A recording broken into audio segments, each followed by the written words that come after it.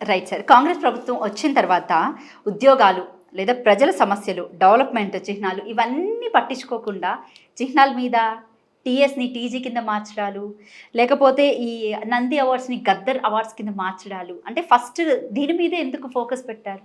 No మా దిగో listen మా first focus ఏమున్నది అంటే హ్మ్. ఈ మొత్తం ట్రెజరీ హ్మ్. ఫండ్ హ్మ్. లూటాయించింది. హ్మ్. బీఆర్ఎస్ తీసుకున్నది. హ్మ్. ఈయన కరప్షన్ మీద మేము దెబ్బ కొట్టాలి. హ్మ్. టోటల్ పార్టీ ఫోకస్, ముఖ్యమంత్రి focus, Uttam Kumar Reddy focus plus Bhatti Vikramarka focus only on corruption. Okay. ఎందుకంటే వీళ్ళు కరప్షన్ చేస్తామని ఇవాళ స్టేట్ హాలత్ ఇట్లా అయిపోయింది. హ్మ్. ఇలా అన్నీ మా దగ్గర ప్రాబ్లమ్స్ వస్తుంది. ఎందుకంటే డబ్బులు ఎక్కడ పెట్టాలి అక్కడ పెట్టలేదు, ఎక్కడ పెట్టవద్దు అక్కడ పెట్టేసుకొని వీళ్ళు దోచుకొని తిన్నారు. హుహు. సో ఫస్ట్ మా కాన్సన్ట్రేషన్ అక్కడనే. ముందు మీరు 6 గ్యారంటీలు ఇచ్చిన 6 గ్యారంటీలు అమలు చేయాలి కదా సార్. అంటే వాటి మీద ఫోకస్ పెట్టకుండా వీటి మీద ఎందుకు పెడుతున్నారు? అమ్మ జేబులో డబ్బులు ఉంటే ఈ డబ్బులు ఉంటే 6 గ్యారెంటీలు సాల్వ్ అవుతుంది. ఇప్పుడు ఈ డబ్బులు లేవు, 6 గ్యారెంటీలు ఎక్కడి నుంచి సాల్వ్ చేయాలి ఓకే. అని మా బాధ. ఓకే. కానీ మేము మాట మరి ముందు మాట ఇచ్చేశారు కదా. వినండి. 420 420 పథకాలు ప్రజల్లోకి తీసుకెళ్లారు కదా సార్. వినండి 420 వాళ్ళు చెప్పిన వాళ్ళు రైట్ 840 ఎందుకంటే వాళ్ళు 5 years ఓకే. ఫస్ట్ 2014లో 420, 2018లో 420 వాళ్ళు 840. ఆ కేటీఆర్ చెప్తాడు అది పక్క పెట్టండి రైట్. ఆ కేటీఆర్ కేసీఆర్ని మొత్తం కారణం కదా ఇలా స్టేట్ది. సో 6 గ్యారంటీస్ మేము ప్రామిస్ చేస్తాం, 100% 6 గ్యారంటీస్ మేము అమలు చేస్తాం. కానీ ప్రస్తుతం మేము అమలు చేయడానికి ప్లానింగ్ ఉండాలి. 100 days రాదా, 100 days తర్వాత అమలు కాకపోతే మాకు అడగండి, దానికంటే ముందు అడగకండి. మేము ప్రామిస్ చేస్తే మొత్తం సైంటిఫిక్గా సర్వే చేసుకొని రీసెర్చ్ చేసుకొని మొత్తం ఫండ్ పొజిషన్ చూసుకొని నేను చెప్పిన పబ్లిక్కి. ఉట్టిగా చెప్పలేము కదమ్మా. నేషనల్ పార్టీ కదా, స్టేట్ పార్టీ కాదు కదా. ఏదో ముఖ్యమంత్రి వచ్చి చెప్తున్నాడు అయితే అయిని లేకుంటే కానీ అది కాదు కదా. National party. సో నేషనల్ పార్టీలో చాలా సీరియస్నెస్ ఉంటుంది. సో ఇక్కడ మరొక క్వశ్చన్ ఉంది సార్, మరొక క్వశ్చన్ ఉంది. మీరు ఇచ్చిన 6 గ్యారంటీ పథకాలు మీరేమో మీ జోబులో డబ్బులు లేవు, అందుకే మేము అమలు చేయలేకపోతున్నాం, మాకు 100 రోజులు గడువు కావాలని మీరు అంటున్నారు. అయితే మీ ప్రభుత్వం వచ్చి ఆల్మోస్ట్ 60 రోజులు అవ్వొస్తుంది. 60 రోజులు ఇంకో 40 రోజులు మాత్రమే గడువు ఉంది. 40 రోజుల్లో కనీసం మీరు ఇచ్చిన 6 గ్యారంటీలో కనీసం 3 అయినా సరే అమలు చేయాలి కదా. చెయ్యకుండా కాలయాపన చేస్తున్నట్టే కనిపిస్తుంది ఇక్కడ నాకు. ఇప్పుడు మేము అమలు చేయకపోతే ఎంపీ ఎలక్షన్లో మాకు ఓట్లు ఎట్లా పడతాయి? ఓట్లు పడవు కదా. ఎన్ని సీట్స్ గెలుస్తా అనుకుంటున్నారు ఈసారి? 12. ఖచ్చితంగా. గెలవకపోతే మాట్లాడవు కదా. నువ్వు ఛానల్ ఉన్నది, మీరు పెద్ద యాంకర్, నేను ఎప్పుడు పబ్లిక్లో ఉంటా, వేరే వాళ్ళు ఓడిపోతే ఉరికిపోతారు, నేను పోయి వచ్చి ఆఫీస్లో కూర్చుంటా, మీరు ఎప్పుడు ఫోన్ చేస్తే లిఫ్ట్ చేస్తా, రాధా రాధారా అని. అప్పుడు వచ్చి చెప్పు, ఏం ఫిరోజ్ ఖాన్ 12 రాలేదు కదా, రైట్ నేను వస్తున్నా పట్టుకొని రా తీసుకో. తిట్టారప్పు కూడా నాకు అర్థం కాలేదు నిజంగా. పెద్ద యాంకర్ అంటే నా మొహన్కి అంత సీనే లేదు, నేను ఒప్పుకుంటా అది. ఓకే. సో మీరు అడిగిన క్వశ్చన్కి సమాధానం ఇస్తున్నా.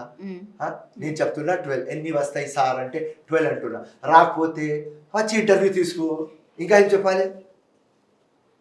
Okay sir, sorry. Right sir. So మీరు డెవలప్మెంట్ చేయలేదు కేసీఆర్ ప్రభుత్వం అని అంటున్నారు. మీకు అసలు ఎక్కడ డెవలప్మెంట్ కనిపించలేదా సార్ తెలంగాణలో? కనిపిస్తున్నది.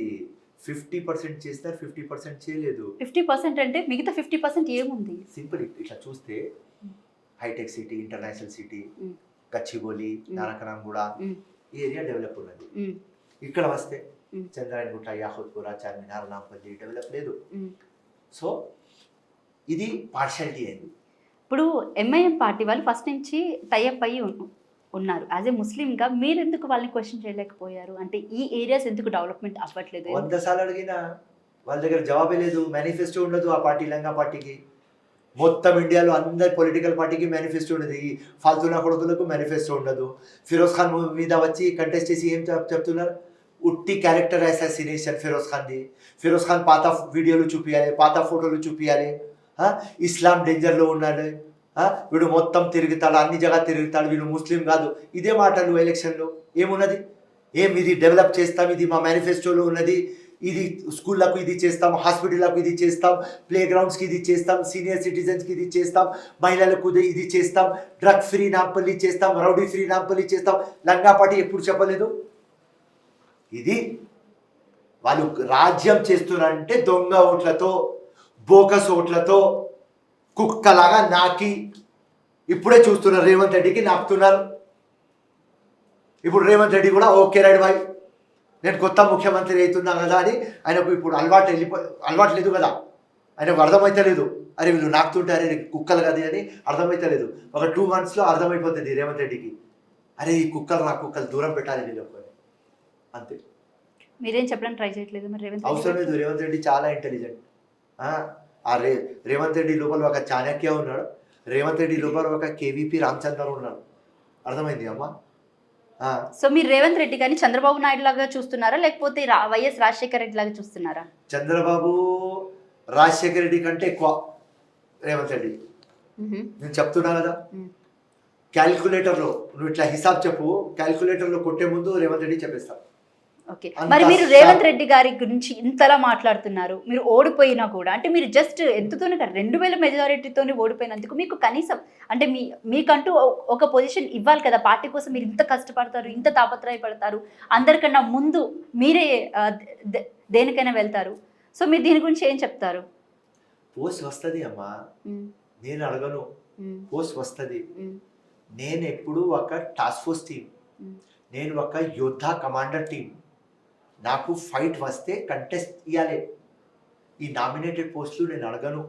ఇది కూడా ఢిల్లీలో పోయి ఎందుకు అడిగినా అంటే మా మొత్తం పబ్లిక్ చెప్పింది కాబట్టి. అన్న ఢిల్లీలో పోయి అడిగితే మన గవర్నమెంట్ వచ్చింది మా బతుకు కోసం. నా అమ్మ పిలిపించి 5 సార్లు ఓడిపోయినా, ఇప్పుడు రేవంత్ రెడ్డి ముఖ్యమంత్రి అయినాడు, అక్కడ ఖర్గే సాబ్ ఉన్నాడు, రాహుల్ గాంధీ చాలా మంచోడు, ఖర్గే సాబ్ నీ ఫాదర్ లాగా ఉన్నాడు, నీకు ఫాదర్ లేడు, ఖర్గే సాబ్ నీ ఫాదర్ వయసు. నేను ఖర్గే సాబ్కి గుల్బర్గాలో 20 years ముందు కలిసిన, చాలా డీసెంట్ మ్యాన్, మంచోడు.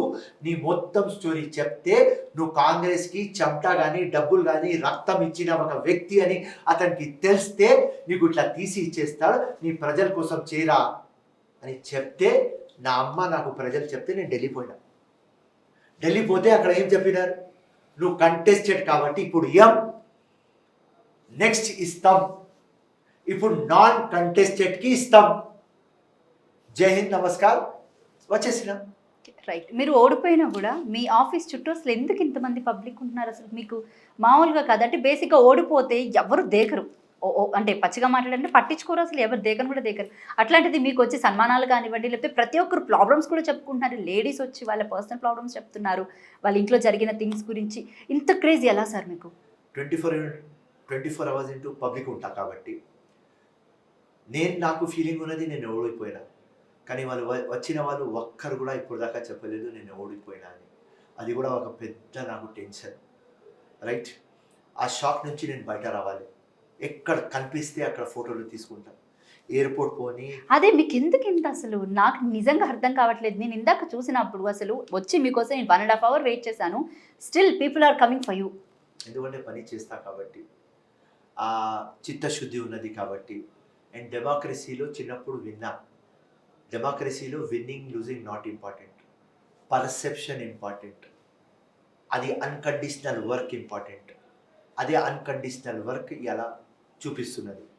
ఓడిపోయిన తర్వాత కూడా పొద్దుగల 7 o'clock నుంచి రాత్రి 12 o'clock దాకా పబ్లిక్ ఉంటుంది. 1 day హాలిడే తీసుకోలేకపోతున్నా. నా భార్య చిన్నప్పుడు ఫ్రెండ్ వాళ్ళ డాటర్ మ్యారేజ్ గోవాలో, వాళ్ళు వచ్చి ఇంటికి కార్డు ఇచ్చినారు, అన్న 2 days హాలిడే తీసుకొని రా. నేను ఈ పబ్లిక్ నాకు ఇస్తలేదు. ఎవరైనా గెలిచిన తర్వాత గ్రాఫ్ పెరుగుతుంది, మీకు ఓడిపోయిన కొద్దీ గ్రాఫ్ పెరుగుతూనే ఉంది. సో ఇది అందరు పబ్లిక్కి పని చేస్తే ప్రేయర్స్ చేస్తున్నారు కదా దేవుడికి, అల్లా పరమాత్మ ఈశ్వర్కి జీసస్ క్రైస్ట్కి, అదే ఆశీర్వాదం ఉన్నది. సో ఆ ప్రజల మీద దేవుడి మీద అమ్మ నాన్న ఆశీర్వాదం మీద 1% కూడా నమ్మకం పోలేదు. పబ్లిక్ ఉన్నది చేస్తాం.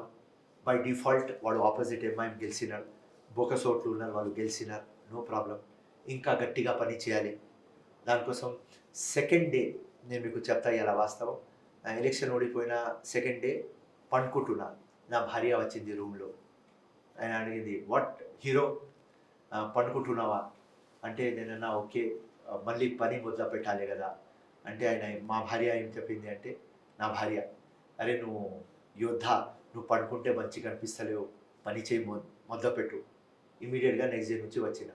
సో 2009 నెక్స్ట్ డే వచ్చిన, 2014 నెక్స్ట్ డే వచ్చిన, 2018 నెక్స్ట్ డే వచ్చిన, 2019 ఓడిపోయిన తర్వాత నెక్స్ట్ డే వచ్చిన, 2023 థర్డ్ డే వచ్చేసిన. 2 డేస్ హాలిడే తీసుకున్నా, థర్డ్ డే వచ్చేసిన. 6th ఎలక్షన్కి రెడీ ఉన్నా. ఎక్కడ కంటెస్ట్ చేయమంటే చేస్తా. నెక్స్ట్ కంటెస్ట్ ఈ ఎంపీలో ఛాన్స్ దొరకకపోతే కూడా నో ప్రాబ్లం. 28 ఎలక్షన్కి రెడీ అయిపోయినా, 2000తో ఓడిపోయినా. నెక్స్ట్ ఎలక్షన్ మినిమం 50,000 ఓట్లతో గెలుస్తా. ఇప్పుడు మా ప్రభుత్వం వచ్చింది. చాలా పాజిటివ్ వైబ్స్ తో ఉన్నారు ఓపెన్ గా చెప్పాలంటే. ఎందుకంటే మా ప్రభుత్వం వచ్చింది. ఇప్పుడు బోకస్ ఓట్ల డ్రామా ఫినిష్ చేస్తా. అప్పుడు సెంటర్లో మా గవర్నమెంట్ లేదు, స్టేట్లో మా గవర్నమెంట్ లేదు, మొత్తం ఆఫ్కా తోకలు ఉన్నాయి. దానికి తీయాలి అంటే మున్సిపల్ డిపార్ట్మెంట్కి ప్రెషర్. మా రాజీవ్ కుమార్ గారు చీఫ్ ఎలక్షన్ కమిషన్ వాళ్ళు ఆర్డర్ ఇచ్చిన బోకస్ ఓట్లు తీయమని. మా ఇక్కడ సిఓ వికాస్ రాజ్ గారు ఇమాన్దార్తో, ఆయన పక్కనే సర్ఫరాజ్ ఇంకా ఐఎస్ ఆఫీసర్, ఆయన కూడా ఇమాన్దార్తో. దాని తర్వాత మా జిహెచ్ఎంసీ కమిషనర్ రొనాల్డ్ రాజ్ గారు ఇమాన్దారీతో ఓట్లు తీస్తున్నారు. ఓట్లు తీస్తున్నప్పుడు 40,000 ఓట్లు డిలీట్ అయినాయి, 1,00,000. ఇమీడియట్గా Asaduddin, KT Ramarao, Harish Rao, CM office నుంచి అందరికీ ప్రెషర్ వస్తే 46,000 డిలీట్ అయినాయి, 50,000 అట్లనే ఉన్నాయి. 50,000 అట్లనే ఉన్నాయి అని 2,000తో ఓడిపోయినా. నెక్స్ట్ ఎలక్షన్లో ఆ 50,000 ఉండవు, క్రిస్టల్ క్లియర్ ఉంటుంది. అప్పుడు చూస్తా ఎంఐఎం ఎట్లా గెలుస్తుంది. సో ఇవాళనే మీకు చెప్పేస్తున్నా, 50,000 ఓట్లతో గెలుస్తా నెక్స్ట్ ఎలక్షన్. దానికోసం ఇప్పటి నుంచి రెడీ అయిపోతున్నా. నెక్స్ట్ ఎలక్షన్ 228లో ఉన్నది, అంటే మోర్ దెన్ 4.5 years. ఇవాళ నేను చెప్తున్నా 4.5 years 24/7 పని చేస్తా. సండే కూడా పని చేస్తా, రంజాన్ పండుగ కూడా పని చేస్తా, నా బర్త్డే అప్పుడు పని చేస్తా, నా వెడ్డింగ్ యానివర్సరీ ఉంటే కూడా పని చేస్తా. 50,000 ఓట్లతో తీసుకొని మళ్ళీ అసెంబ్లీ వస్తా.